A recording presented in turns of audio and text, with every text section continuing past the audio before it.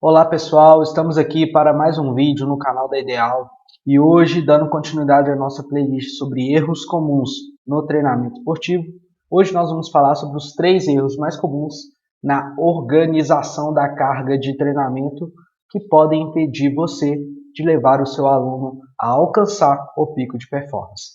Então, fica nesse vídeo que hoje a gente vai discutir pequenos detalhes que muitas vezes passam despercebidos. Bom, o primeiro ponto para aumentar a intensidade, eu devo reduzir a pausa.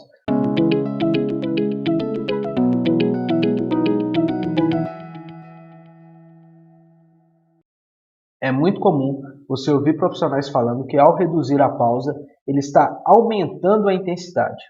Esse é um conceito um tanto quanto equivocado. Na verdade, quando você reduz a pausa, você reduz o tempo de recuperação entre estímulos, o que leva a uma não recuperação total dos substratos energéticos, ou seja, a nossa reserva de energia. E aí a gente tendo menos reserva de energia, consequentemente o que vai acontecer? Vai haver uma redução da intensidade.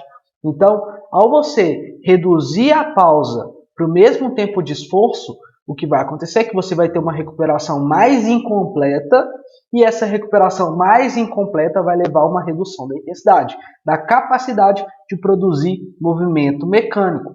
Bom, dentro dessa ideia, quando você reduz a pausa, a variável que você está modulando, na verdade, é a densidade. A densidade ela é composta pela relação tempo de esforço por tempo de pausa. Se eu mantenho o tempo de esforço e eu reduzo o tempo de recuperação, o tempo de pausa, eu estou modulando, levando a um aumento da densidade do treinamento. Eu estou modulando a densidade. O que acontece é que ao modular a densidade, isso leva a um efeito de afetar a intensidade. E aí você reduz a intensidade.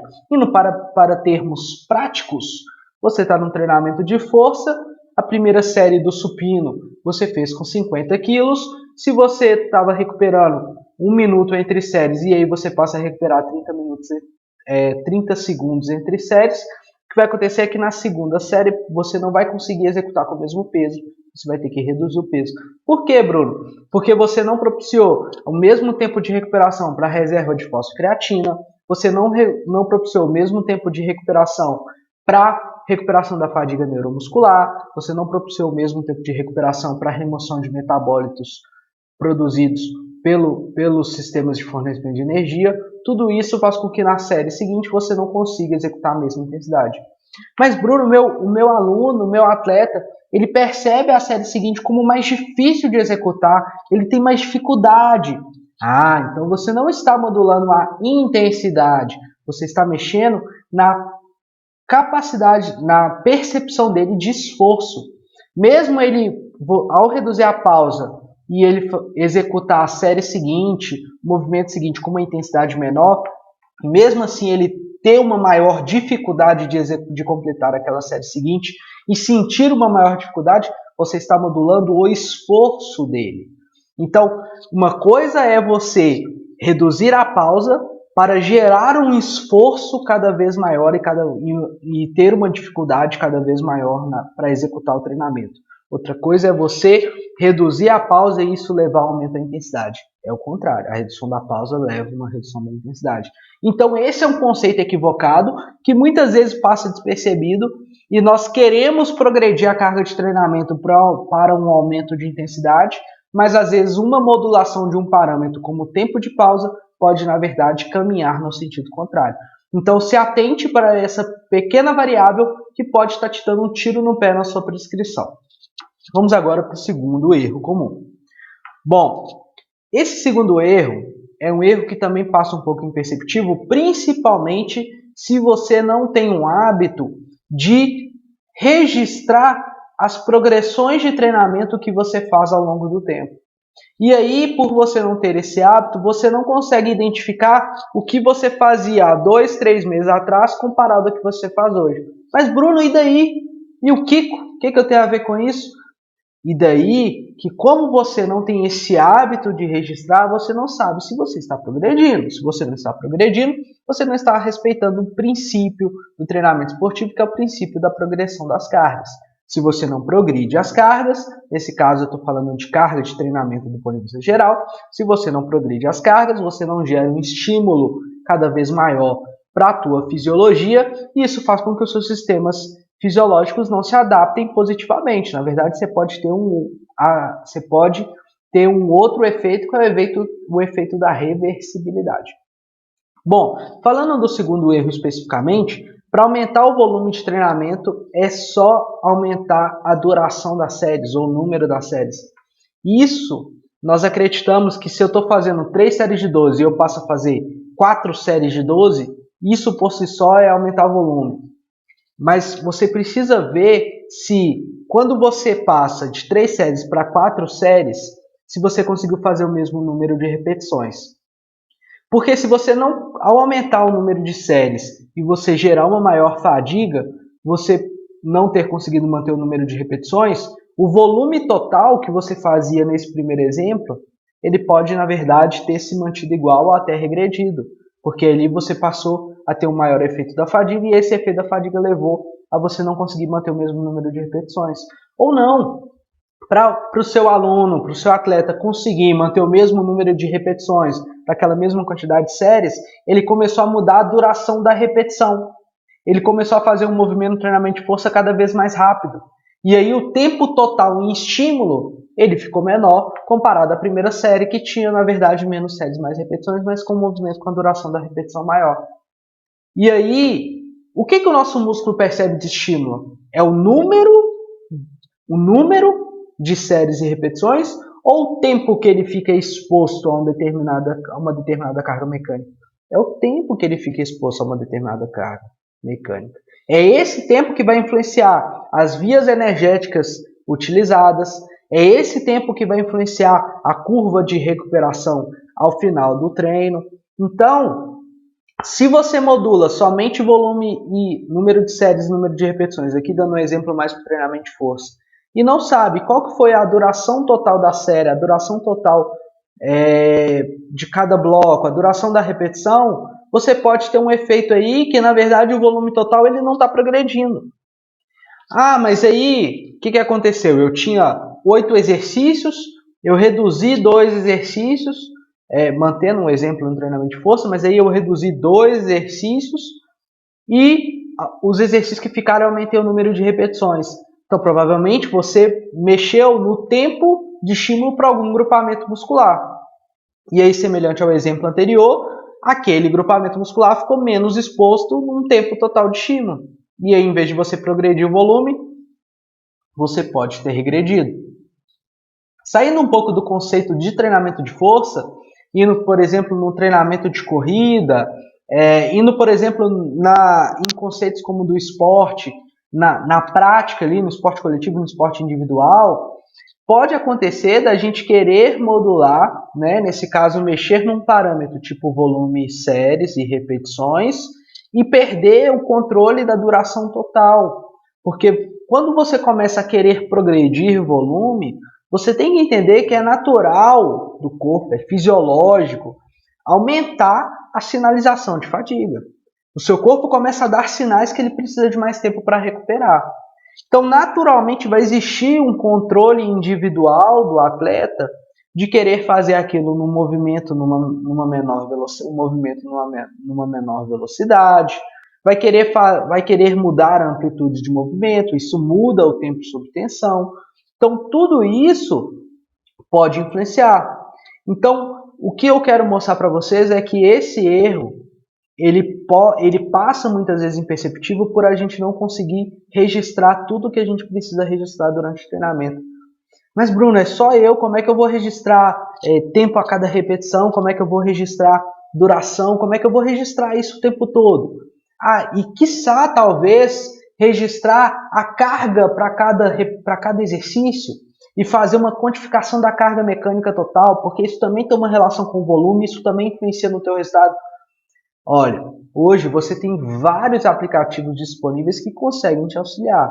Então você precisa fazer uma organização da tua forma como você dá treino para que você consiga ter bons registros durante a sua sessão. Porque se você quer entregar um resultado de maior qualidade, com uma maior certeza de entrega do resultado, você precisa aprimorar a tua forma de registrar o que você prescreve e registrar o que você executa. Ok? Vamos agora para o terceiro erro. Me preocupo com a variabilidade dos estímulos, mas não me preocupo com a frequência estimulada ao longo do tempo. Como assim? Eu sou um profissional que eu tenho, exemplo, né? Eu sou um profissional que eu tenho na minha cabeça que eu preciso ter muita variabilidade de estímulos, porque é essa variabilidade que vai estimular diferentes padrões de recrutamento de unidades motoras, diferentes unidades motoras, diferentes graus de exigência dos sistemas energéticos, e isso vai levar a uma maior efetividade de adaptação. Se você é um profissional que pensa nesse sentido, você é um profissional que varia muito as suas sessões de treinamento. Cada sessão você faz de uma forma.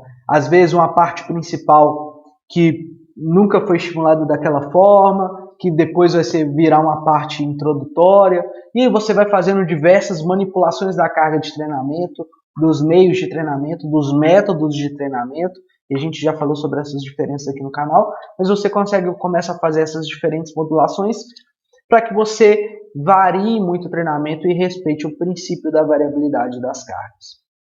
Isso é muito interessante. O problema é que você provavelmente pode estar deixando passar um pequeno detalhe, que é a frequência de estímulo ao longo do tempo para aquele formato de carga de treinamento, para aquela capacidade, para aquele método. Isso acontece quando, novamente, nós não temos um bom hábito de registrar o que nós fazemos ao longo do tempo, de controlar o que nós fazemos ao longo do tempo e de monitorar conceitos diferentes. Bom, dentro dessa ideia, por que isso pode ser errado e por que isso pode ser prejudicial a ponto do meu aluno não conseguir alcançar o pico de performance? Vamos supor que eu planejei 3 semanas de progressão da carga de treinamento.